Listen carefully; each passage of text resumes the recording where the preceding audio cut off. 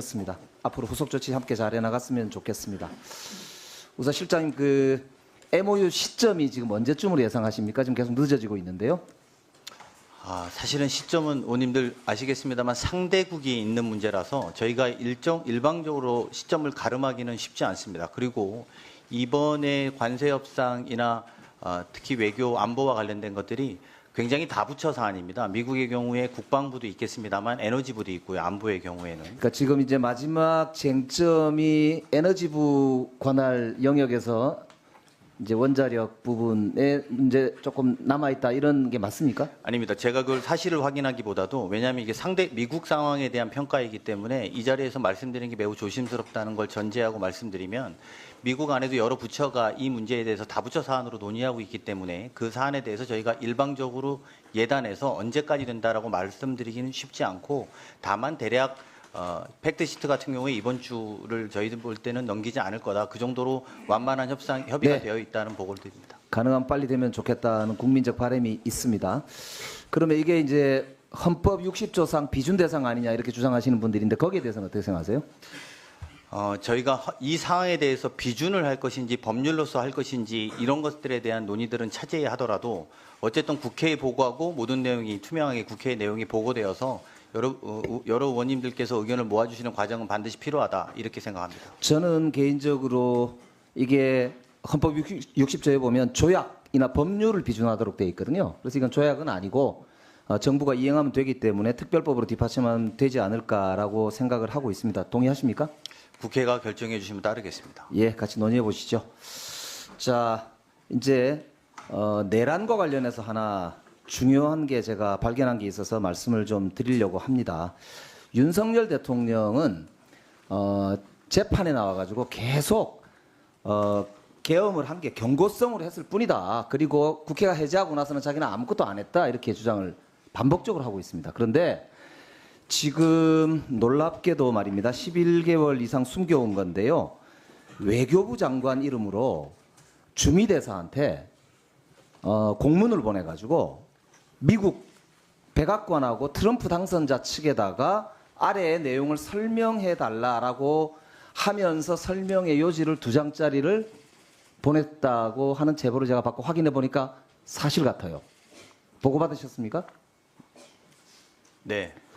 이게 지금요. 제가 자료 요구를 했었기 때문에 아마 보고를 받으셨을 수도 있을 것 같은데 제가 읽어보겠습니다. 2장이에요. 한 장은 설명 요지고요. 한 장은 트럼프 측에 대한 추가 설명 요지입니다.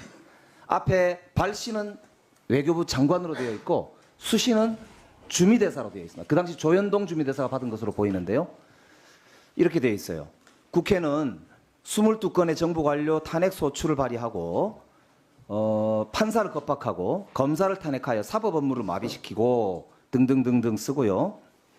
밑에다가 윤 대통령은 더 이상 방치할 수 없다는 신념에 따라 헌법의 테두리 내에서 정치적 시위, 폴리티컬 데몬스트레이션 한 것이고 헌법의 규정에 따라서 비상계엄 선포 및 해제의 조치를 취했다. 윤 대통령은 평소 자유민주주의에 대한 확고한 신념과 기독교적 가치관에 따라 종북 좌파 및 반미주의에 대항하고자 하는 입장을 견지하고 있다. 이렇게 백악관에 전해달라 하고요. 트럼프 측에 대한 추가 설명 요지 이렇게 되어 있는 데는 뭐라고 되어 있냐면 신정부하고도 미국의 신정부하고도 이런 입장에 기초해서 관계를 맺어 나가겠다. 윤 대통령은 국가 운영에 관한 트럼프 당선인의 철학을 지지하는 바 자유민주주의에 대한 신념과 기독교적 가치관에 입각하여 대한민국을 운영하려 노력해 왔다. 이렇게 설명해 달라고 했습니다. 그리고 답변도 왔다고 그래요. 이게 제2내란을 획책하지 않았느냐는 유력한 저는 근거라고 봅니다. 제가 듣기로 이거를 12월 4일 날 외교비서관, 그 당시에 이창면인가요? 외교비서관이 외교부에다 지시를 했는데 그 담당자가 거부하겠다. 옷 벗겠다. 나 사표 내겠다. 이렇게까지 얘기했다고 합니다. 그렇게 되니까 못 보냈잖아요. 다음 날 아마 장관한테 직접 지시한 것 같아요.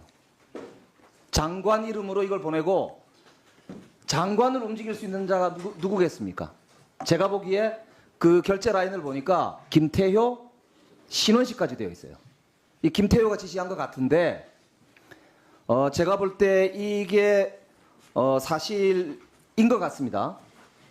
이거를 저는 민정수석실에서 즉시 조사를 하고 이 특검에 넘겨야 된다고 생각하고요. 이거 말고도 지금 제가 보니까 다른 정황인데 일단 이거에 대해서 실장님 어떤 소회를 갖고 계십니까?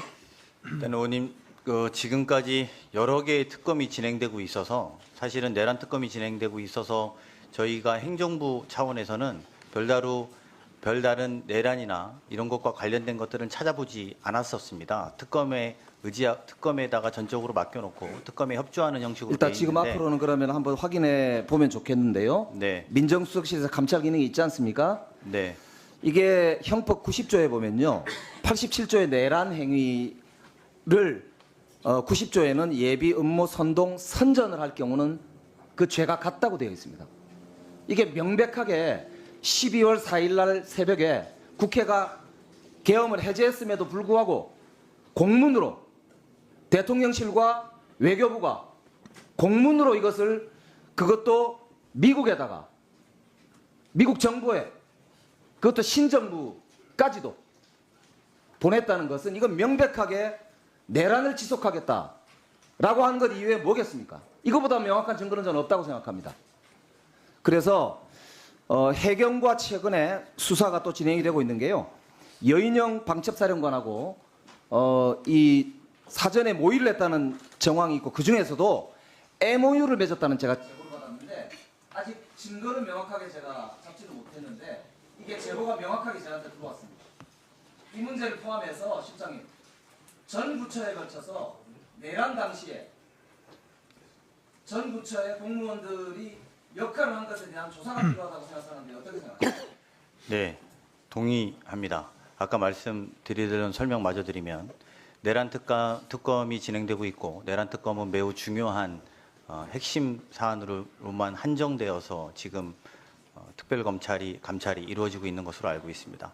하지만 더 많은 범위에서 더 많은 것들이 이루어졌을 가능성에 대해서 부인하기 어렵고 그 부인할 수 없는 상황에 대해서도 행정적인 절차와 책임을 확인하고 맞도록 해야 된다고 생각하고 있습니다. 그래서 곧 조만간에 그것과 관련된 별도의 조직이 필요하다면 발족하는 것도 저희가 검토하도록 하겠습니다.